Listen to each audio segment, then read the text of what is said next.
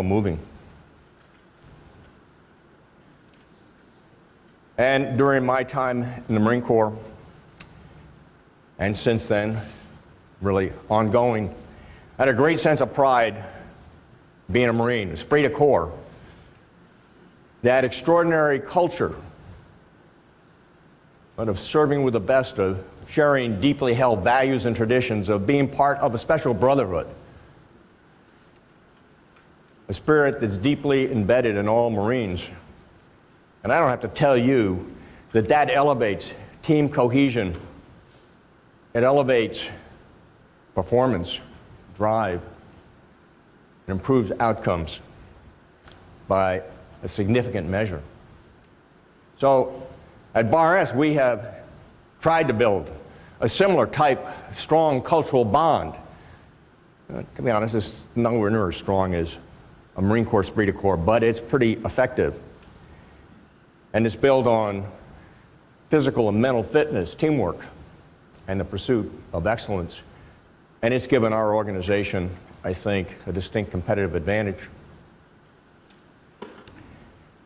And finally, the Marine Corps entrusted me at a pretty young age with really what I thought were pretty significant responsibilities at the time as a platoon commander first, and then as the executive officer of an artillery battery.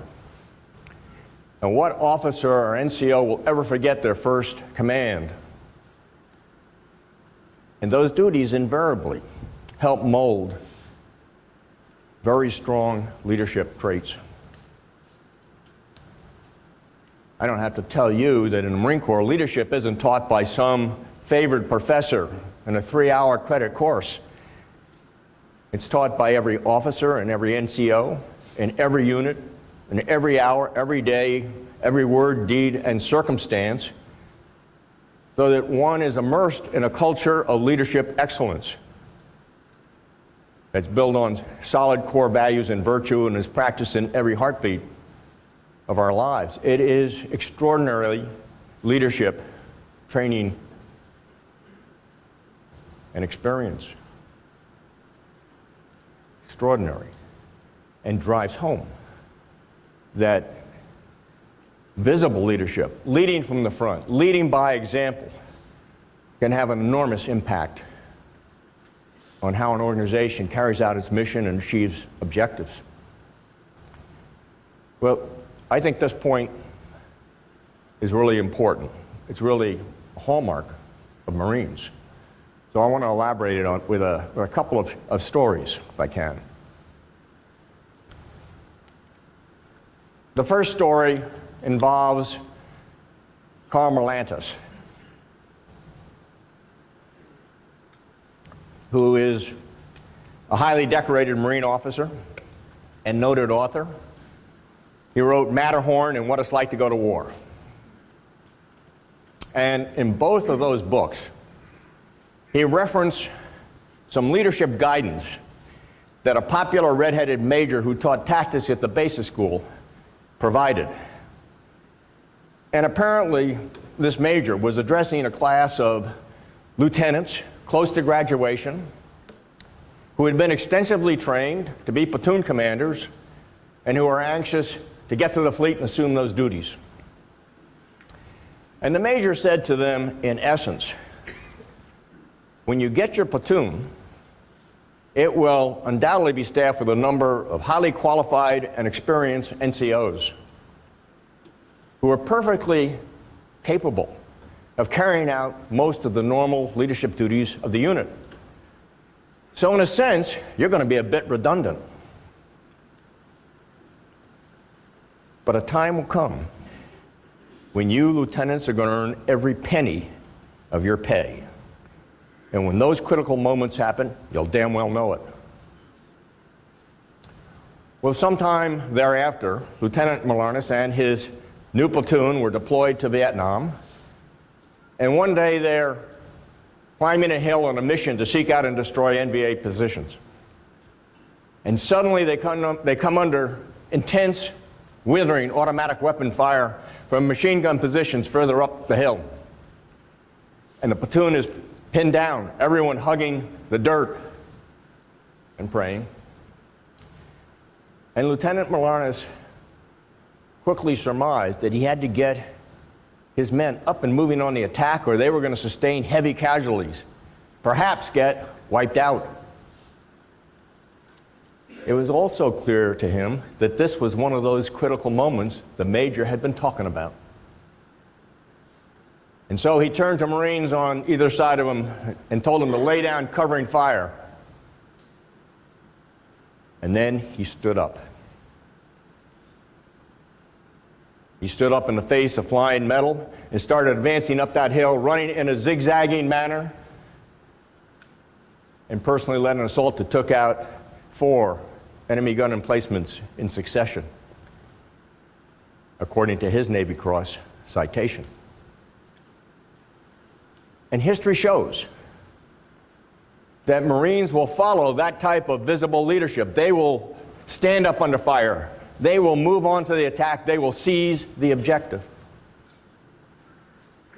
Lieutenant Milanes points out that he was only alone for a couple seconds. When he glanced back, his Marines were right there with him. Visible leadership, leading from the front, leading by example. Well, leaders of any organization in the public or private sector from time to time face critical moments, usually related to some form of crisis or extraordinary challenge or unique opportunity. And of course, these critical moments don't involve the danger or physical demands of combat, but they nonetheless are critical moments pertaining to mission achievement, financial risk, perhaps the very survival of the enterprise. And as such, they demand conspicuous leadership. Because the attitude, the action, the bearing, the conduct, the decisions of a highly visible individual will have enormous influence on the organization's performance in overcoming adversity or moving on and seizing an objective. Well, during my pretty lengthy professional career, I've had to face quite a number of those critical moments. And I'm going to relate one of them that sort of sticks out in my mind. You'll recognize why shortly. In April 2001, the United States Department of Agriculture that inspects all meat plants discovered a pathogen called Listeria monocytogenes on some product samples they were testing in our Clinton, Oklahoma facility. And while there was no illnesses in the marketplace or any indication that the pathogenic product was out in the market anywhere, there was no way that we could prove with absolute certainty that contaminated product hadn't been shipped out of that plant. It's impossible to prove that kind of negative. And so, in the interest of what I would call extreme consumer food safety, they asked us to implement a nationwide recall of all products ever manufactured in that facility that still had remaining shelf life. Well, after some discussion, we agreed to do that. And it was announced to the public later that afternoon and to our employees. Well, this kind of recall is a very public black eye, very damaging to a brand name, very disruptive to a business, and very, very expensive. That recall cost us $40 million. So it's a food executive's worst nightmare.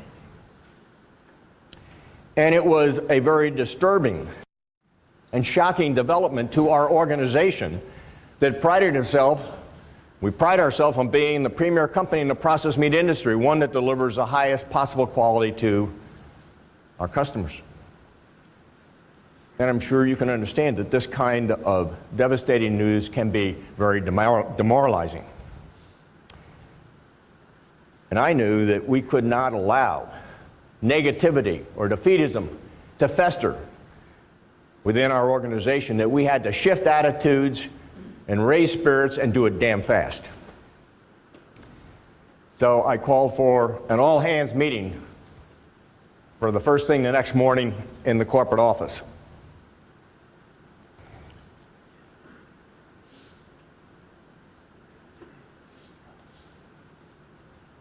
And when everyone was gathered, I marched in wearing my Marine Corps dress blues. Well, of course, my employees had never seen me in uniform before. The vast majority may have never seen a Marine officer before in their life. So my appearance stunned them, and there were audible gasps. And I told them that we were about to engage in the fight of our lives, and that this was the cloth I wear going into battle because we were going to fight like Marines. And by my tone and bearing, they knew I was serious. And I then went on and related a Chesty Puller sea story, one that took place during the Korean conflict when Colonel Puller was the commanding officer of the 1st Marines. And they were fighting their way south from Chosun near Kotori. And a reporter came up to Colonel Puller and said, "Sir,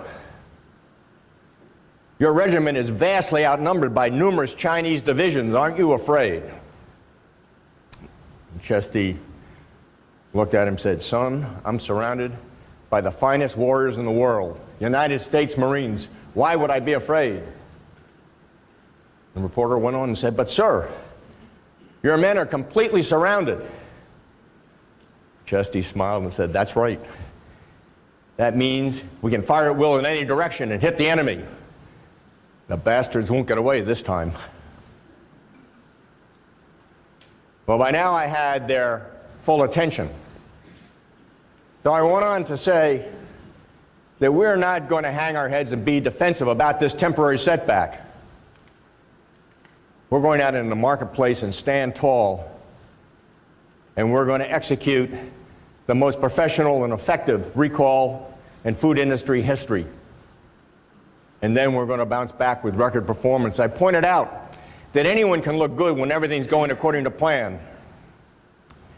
But it takes an extraordinary team effort and performance to overcome great adversity like this recall.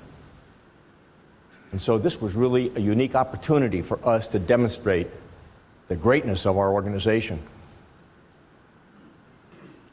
Well, our people love a challenge, and this got them fired up and fully committed to take on this difficult task in a very aggressive, positive, and professional manner. And while I don't want to go through all the details of that recall, I can say we met this test in a very successful, with a very successful conclusion. And I think most would say in our organization that it was our finest hour in our company's history. And we did rebound with a quantum leap in profitability the following year. Well, let me give you another leadership example that I think you'll appreciate. I mentioned earlier that we had sold Barris Foods Company in 2010.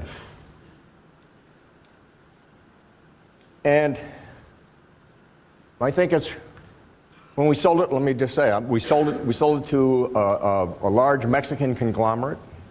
It was an all-cash transaction.